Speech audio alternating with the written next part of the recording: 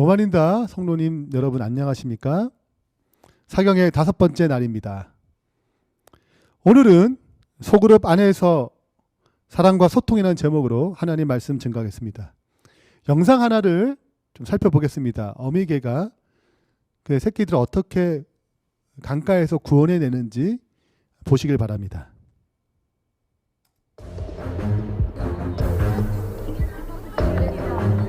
我是来，你很小小，给我拉进酒了。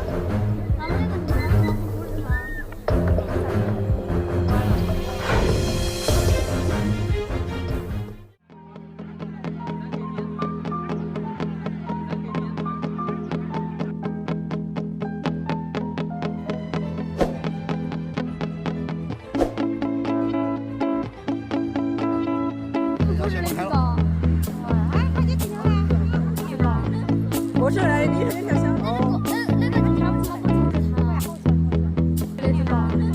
我是来，你很小小。哇，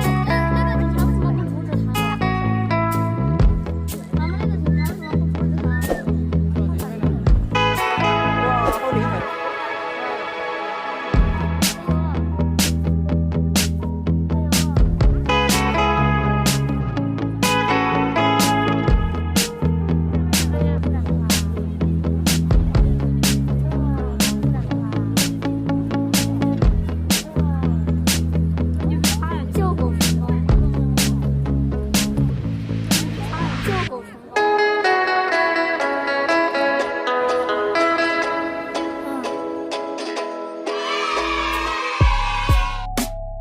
过上平常的生活了。哇，这个。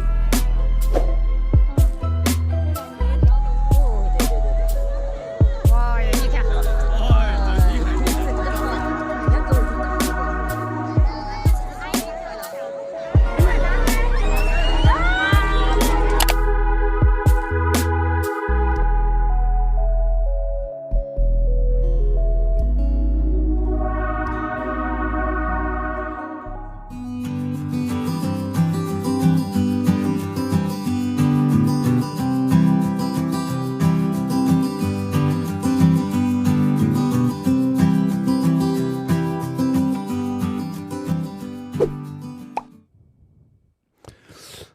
네, 잘 보셨습니까? 어미개의 사랑, 또 어미개가 그 강아지를 구원하기 위해서 애썼던 그 모든 수고는 사랑의 힘의 결과입니다. 예수님께서도 우리를 구원하시기 위해서 하늘 보좌를 버리시고 이 땅에 오셨습니다. 그리고 십자가에 달려 돌아가시고 그 사랑의 힘으로, 그 구원의 능력으로 우리를 죄에서 건져내셨습니다. 예수 그리스도를 영접하고 그리스도를 품은 모든 사람들은 그리스도에 대한 동일한 마음을 갖습니다. 소그룹 역시 가장 중요한 그 장점, 그 힘은 바로 이 사랑의 능력에 있습니다. 초기교회, 가정교회의 어떤 미션에 대한 책에서 이렇게 기록하고 있습니다. 로마로부터 엄청난 박해와 핍박 가운데 가정교회는 쓰러지지 않고 오히려 복음 확장의 불씨가 되어 헬라 전 지역의 교회를 세우는데 1등 공신이 됐다. 왜 이것이 가능했을까? 그 이유는 바로 오이코스 친교의 정신이었기 때문이다. 가정이 주는 친밀한 사랑의 관계는 초대교회를 확장시키는 중추적인 역할을 했다. 소그룹의 가장 중요한 큰 장점이 바로 친밀한 교제, 사랑의 관계에 있습니다.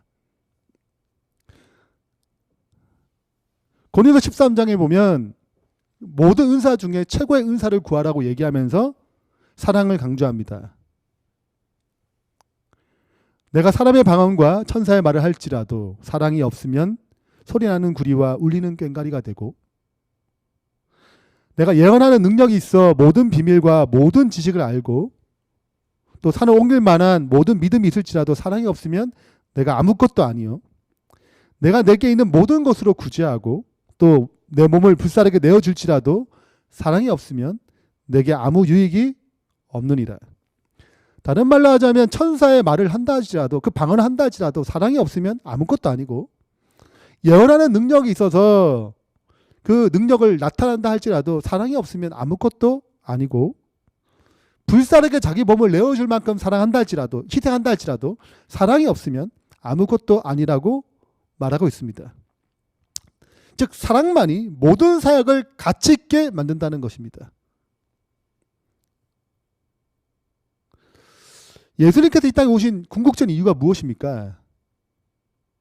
요한일서 4장 10절 11절에 이렇게 기록하고 있습니다.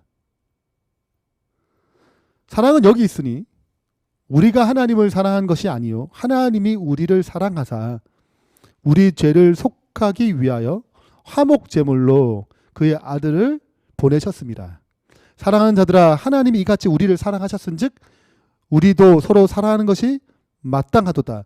예수님께서 이 땅에 오신 중요한 이유는, 우리를 죄에서 속하신 이유는 바로 우리도 그분과 같이 사랑하게 하기 위해서라고 기록하고 있습니다. 즉 죄는 자기 유익을 구하는 것입니다. 이것은 사랑을 파괴하고 행복을 파괴합니다. 구원이란 다시 이기적인 사랑으로부터, 이기심으로부터 이타적인 사랑, 자희생적 사랑, 무화적 사랑을 회복시키는 것이 곧 하나님이 우리에게 주시는 구원입니다. 이 구원의 모습에 영생이 있는 것이죠. 영생은 그 자체의 의미가 있는 것이 아니고 사랑할 때의 그 영생의 의미가 있는 것입니다.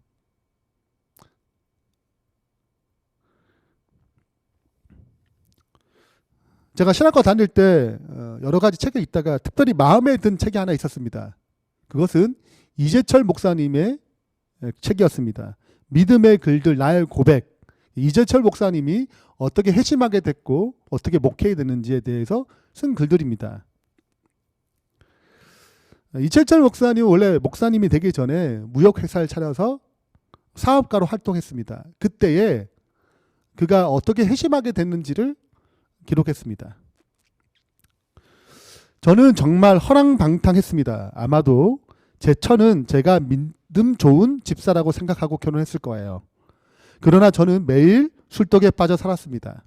그러다가 어쩌다가 빨리 들어가면 술 친구를 데리고 가는 거죠. 제 처는 대학에서 성악을 전공했습니다. 술집에서 술을 먹다가 괜히 객기를 한 번씩 부리고 싶으면 제 처를 술집으로 오게 해서 노래를 시켰습니다. 그런데도 저한테 한 번도 싫은 내색을 한 적이 없습니다.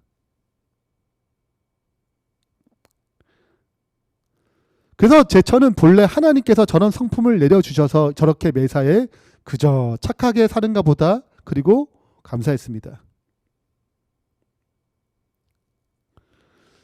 1984년 8월 2일 새벽 2시에 그날 또 제가 꼭지가 돌도록 술을 먹고 아파트로 들어가는데 그날 우연히 제가 제 주머니에 손을 넣었습니다.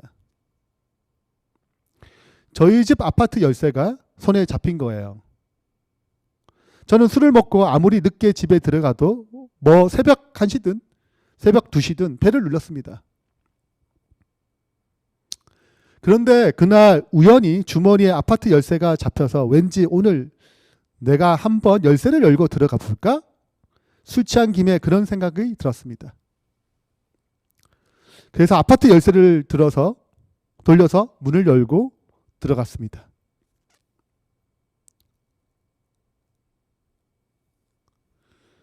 저희 부부방으로 들어갔더니 천장의 불은 다 꺼지고 바닥에 조그마한 스탠드가 켜져 있는데 제 처가 저를 기다리다가 엎드려서 잠이 들어 있었습니다. 근데 머리맡에 노트가 하나 이렇게 펼쳐져 있는데 노트가 물이 흘러서 얼룩이 져 있었습니다. 이 눈물 자국이었어요. 그런데 그날 왠지 그 노트의 글이 뭔지 읽어야 될 것 같아요. 그래서 이 글을 읽었습니다. 그 내용은 이렇습니다. 나는 오늘 또 버스를 타고 수유리로 넘어갔다.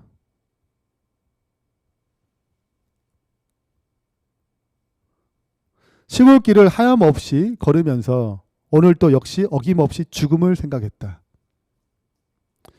약을 먹고 죽을까? 아니면 손목을 그어 죽을까?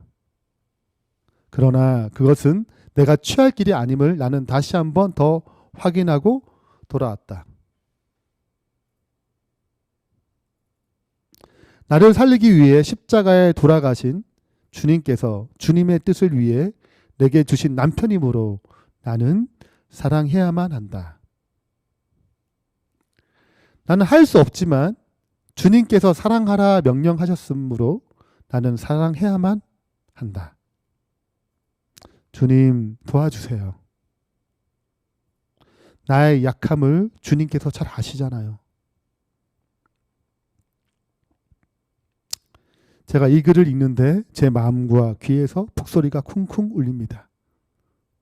제가 이 세상에서 태어나서 그렇게 큰 북소리를 들어본 적이 없습니다. 저는 못된 신앙인으로 태어나서 교회에 다니면서 목사님의 설교를 통해 성경을 통해 사랑이란 이야기를 수없이 들었지만 그 사랑은 성경의 문자로만 기록되어 있는 것으로 보았습니다.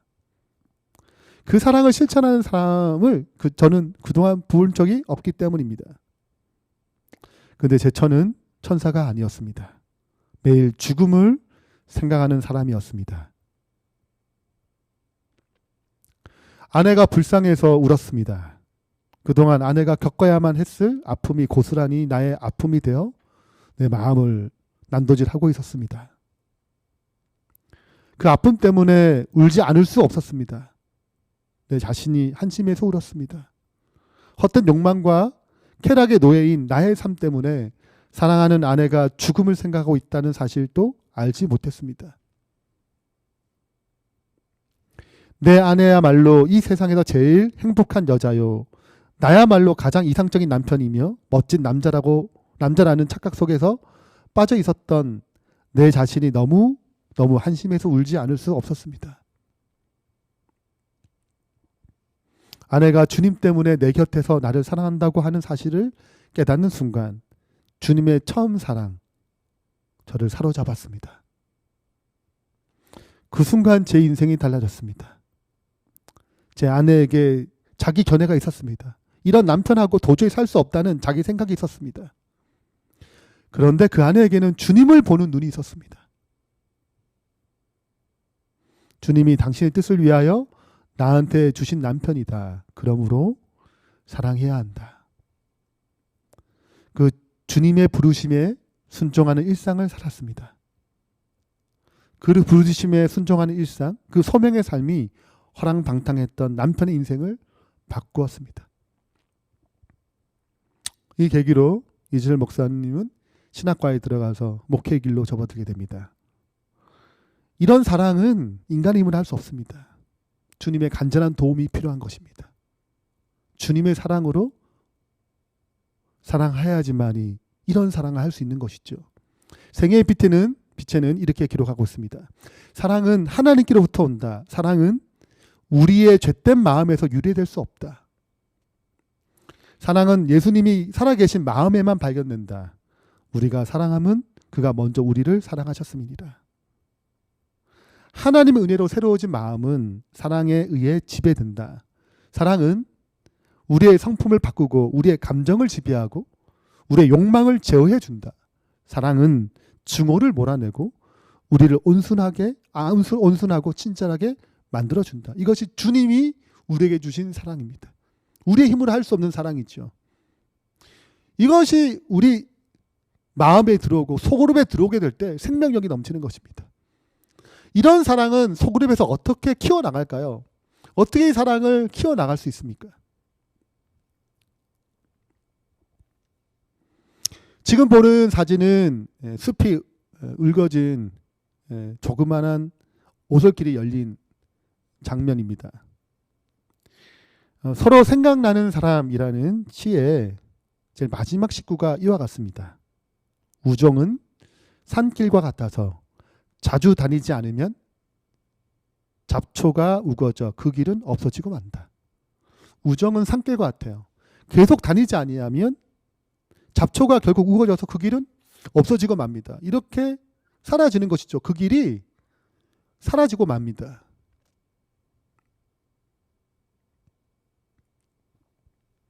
좋은 친구를 많이 가졌다는 말은 좋은 친구를 만나기 위해서 품을 많이 팔고 우정을 쌓는 일을 열심히 했기 때문에 그렇습니다. 그렇지 않으면 길은 사라질 것입니다. 좋은 친구는 저절로 만들어지는 것이 아님을 알게 됩니다.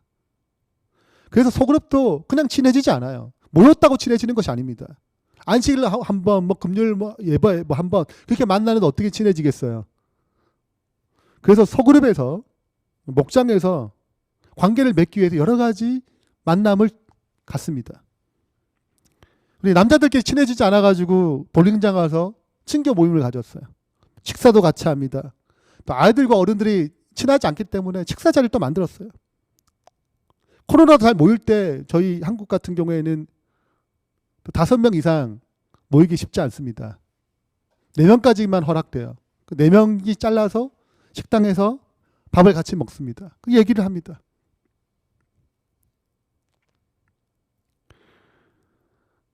또 함께 문화생활을 하기 위해서 모여서 뮤지컬 보러 갔어요. 더북이라는 종교개혁 당시 때 어떻게 개혁이 일어났는지, 성경 한 권을 위해서 어떠한 목숨을 희생했는지 같이 보고 감동받고 또 같이 영적인 친교를 나눴습니다. 이런 과정 가운데서 소그룹은 주님의 사랑을 하나하나 닮아가는 것입니다. 저절로 되는 것은 없습니다. 소그룹 중심주의 교회를 세우라는 책에 리더들의 삶을 이렇게 기록합니다. 윌러크릭 교회 소그룹 리더들과 코치들은 다른 집의 잔디를 깎아주고 아이들을 보살펴주며 교통편을 제공하고 양떼 필요한을 채워주기 위해서라면 언제라도 자기 스케줄을 조정한다. 이러한 모범 없이, 이러한 어떤 사랑의 헌신 없이 소그룹의 사랑이 어떻게 커질 수 있을까요? 이러한 사랑의 관계를 통하여, 이런 헌신을 통하여, 목자들, 리더들의 모범을 통하여 소그룹의 사랑은, 친밀도는 점점 커지는 것입니다. 그리고 그 무엇보다도 사랑은 하나님부터 오는 것입니다. 그래서 각 목장마다 말씀 묵상 모임을 갖습니다. 매일 하나님의 사랑을 공급할 수 있도록, 그 사랑으로 섬길 수 있도록 각 목장별로 매일 3명에서 5명 말씀을 나누는 시간 갖는 것입니다.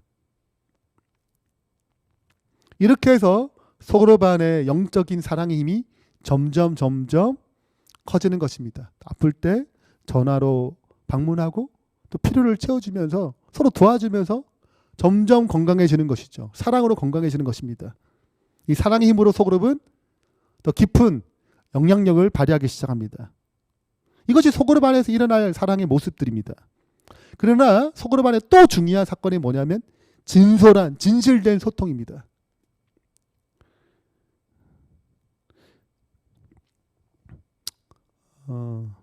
제가 어릴 때 손오공이라는 만화가 있었습니다. 거기에 등장하는 사오정이라는 인물입니다. 사오정은 잘 듣지 못합니다. 그래서 귀가 늘 덮여 있어요. 이렇게 덮여 있기 때문에 손오공이 이제 잘 얘기하려면 이 귀를 이렇게 덮은 것을 열어가지고 얘기를 하도록 되어 있습니다. 그게 들려요. 근데 사오정은 늘 보통 귀가 이게 다 막혔기 때문에 잘 못 들어서요. 그래서 우리 한국에는 사오정과 관련된 유머들이 등장했습니다. 패러디한 것입니다. 자, 그 패러디의 내용을 이제 한 편 하나 가져왔어요. 사오정 1, 2가 우연히 만났습니다. 사오정 1은 백화점에 가요. 가면서 이제 둘이 방향이 같으니까 물어봤어요. 사오정 1이 사오정 2에게 야, 너 백화점 가니? 이렇게 물었습니다. 사오정 2가 얘기합니다. 아니야, 나 백화점 가는 중이야. 뭐가 안 되는 거예요 지금? 소통이 안 되는 것입니다. 사오정 1이 이렇게 얘기합니다. 아, 미안, 나는 너가 백화점 가는 줄 알았다. 뭐가 안 되는 거, 서로 잘 안 들리는 거죠. 이 패러디는 의미가 있습니다. 왜냐하면 지금 사회도 소통의 문제가 심각하기 때문에 그렇습니다. 인류도 죄로 말미암아 하나님과 우리 사이에 죄로 말미암아 담이 생기고 소통의 문제가 생겼습니다. 그 죄가 부부 사이에 들어왔기 때문에 아담과 하와에게도 소통의 문제가 생겼습니다. 가인과 아벨에게 문제가 생겼어요. 가인이 동생을 죽입니다. 교회 안에서 동일합니다. 소통의 문제가 생겼어요. 그러나 진정으로 회복되려면 소통이 온전하게 회복돼야 합니다. 오순절날 120명은 그리스도 안에서 이 소통이 온전하게 회복됐습니다. 오순절에서 말하는 그 120명이 나누었던 그 소통의 핵심이 무엇인가?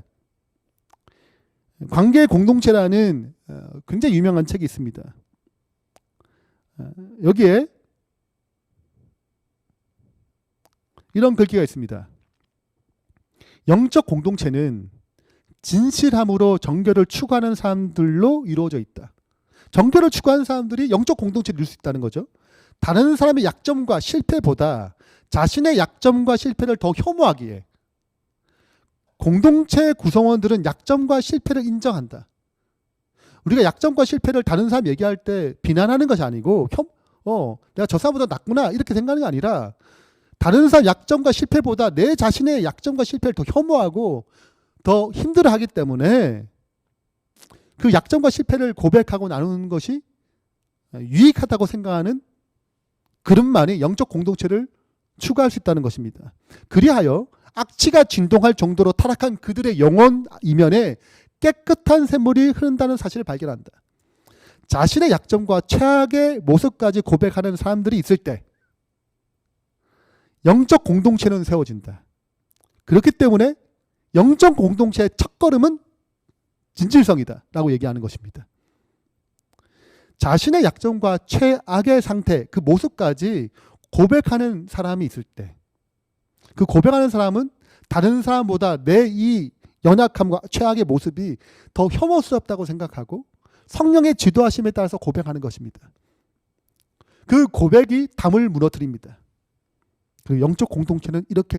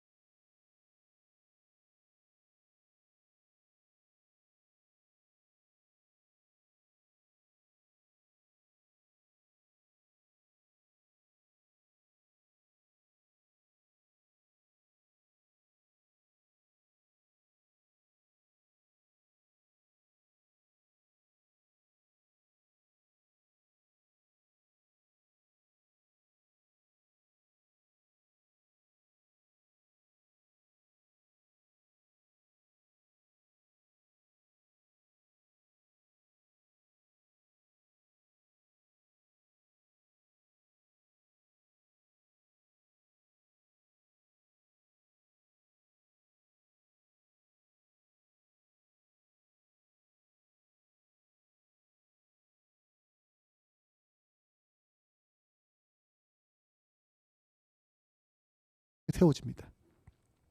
그 영적 공동체의 특징, 진정한 소그룹이 되려면 어떤 특징이 필요한가? 갈등이 생길 때 영적 우정과 영적 지도를 통하여 해결합니다. 영적 소통을 통해서 돌봄과 치료가 일어나는 것이죠.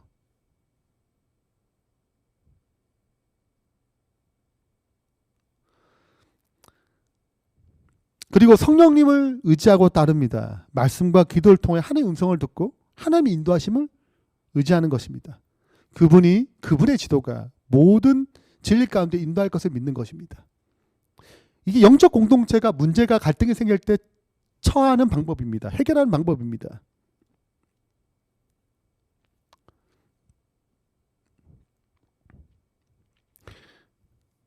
아합이 있을 때 아합은 어떤 문제가 있었냐면 자신의 삶에 여러 가지 문제가 있었지만 그는 그 문제를, 그 갈등을 진솔하게 대하지 않았습니다. 엘리야는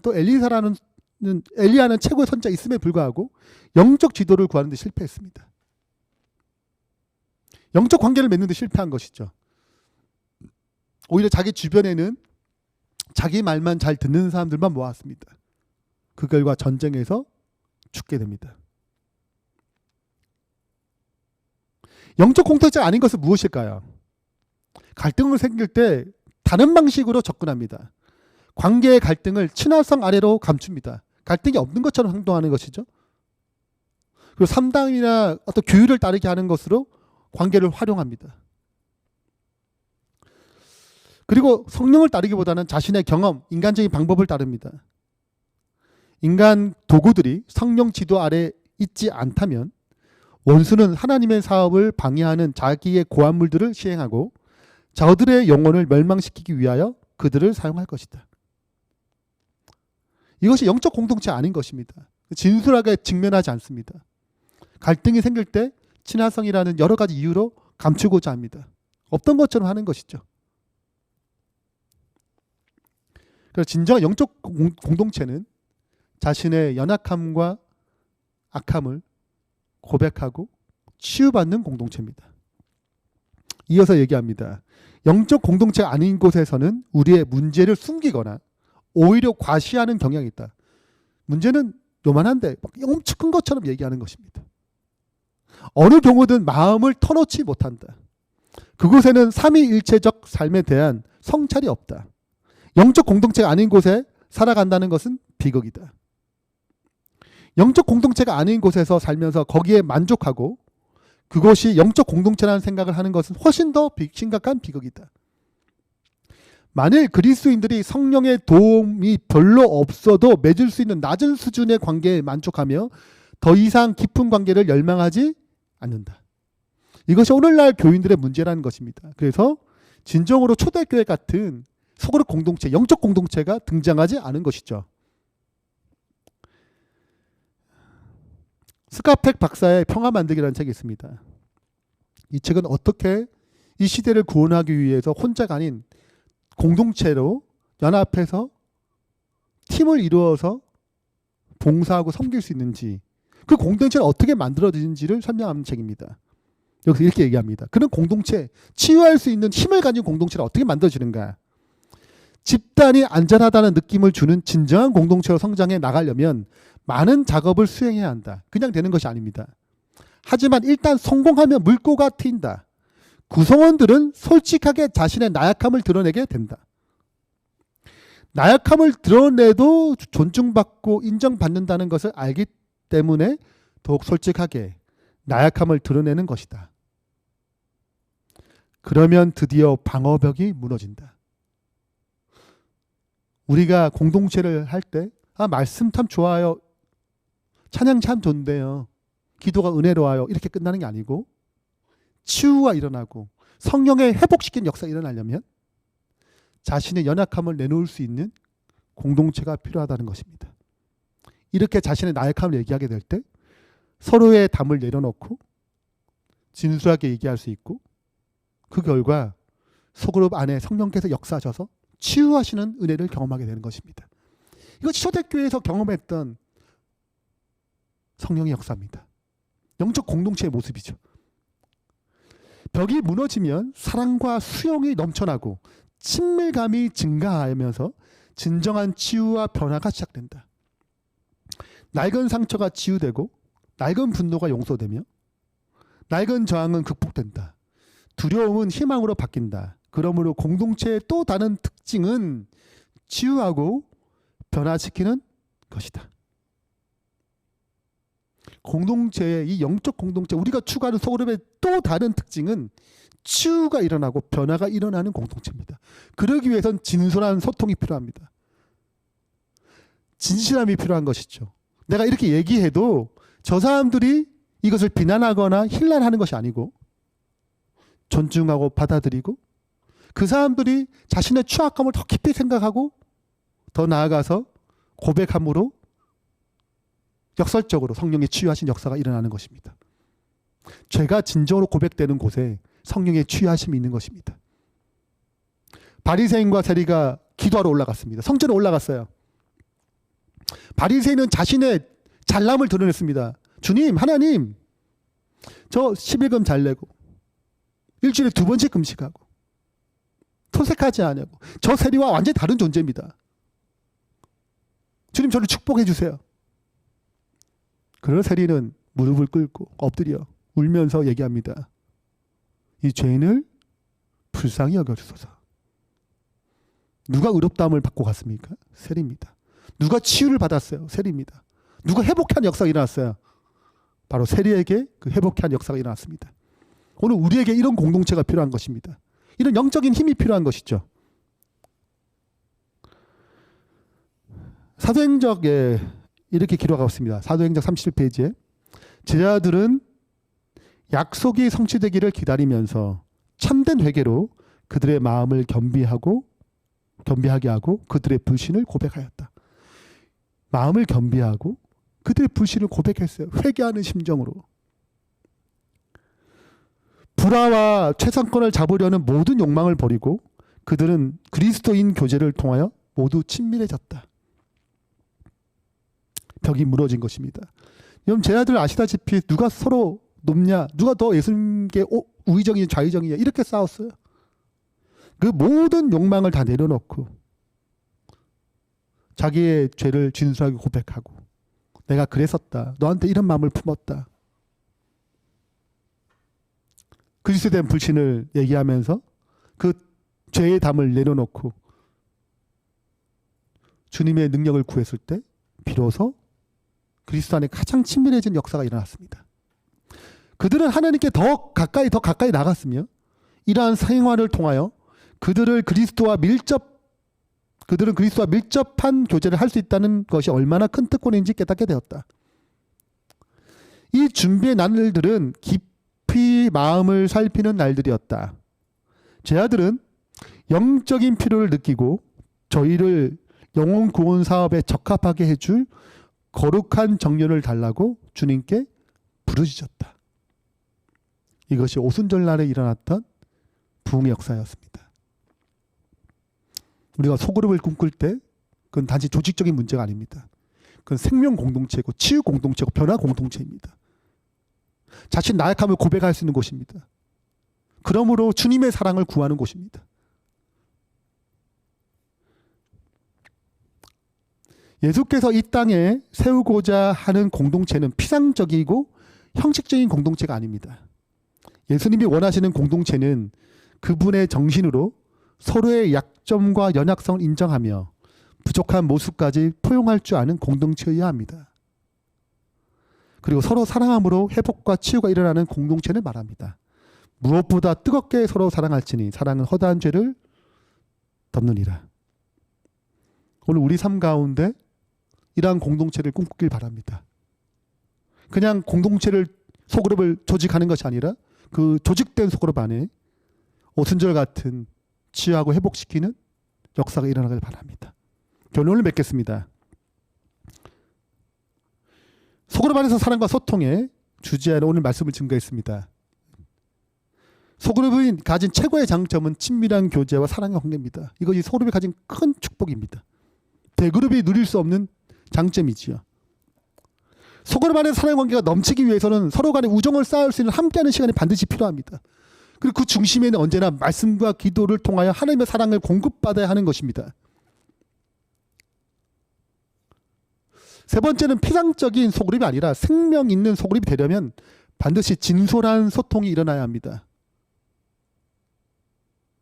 진솔한 소통의 시작은 나 자신의 나약함을 고백하더라도 존중받는다는 느낌을 가질 때입니다.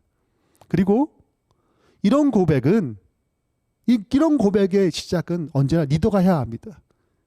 리더가 이런 훈련을 하게 될 때, 이런 고백을 하게 될 때, 그 소그룹, 그 공동체는 다시 치유하고 회복시키는 역사로 전진하기 시작합니다. 그렇게 나신의 연약함을 고백하게 될 때 성령께서 공동체 가운데 역사하시며 치유하시고 회복시키는 은혜의 역사가 일어날 것입니다. 오늘 이 말씀을 기억하시면서 우리가 추구하는 그 소그룹 안에 사랑이 넘치고 진정한 소통이 넘치는 성령의 치유하시고 회복시키는 은혜가 넘치는 소그룹이 되길 바라면서 말씀 마치겠습니다.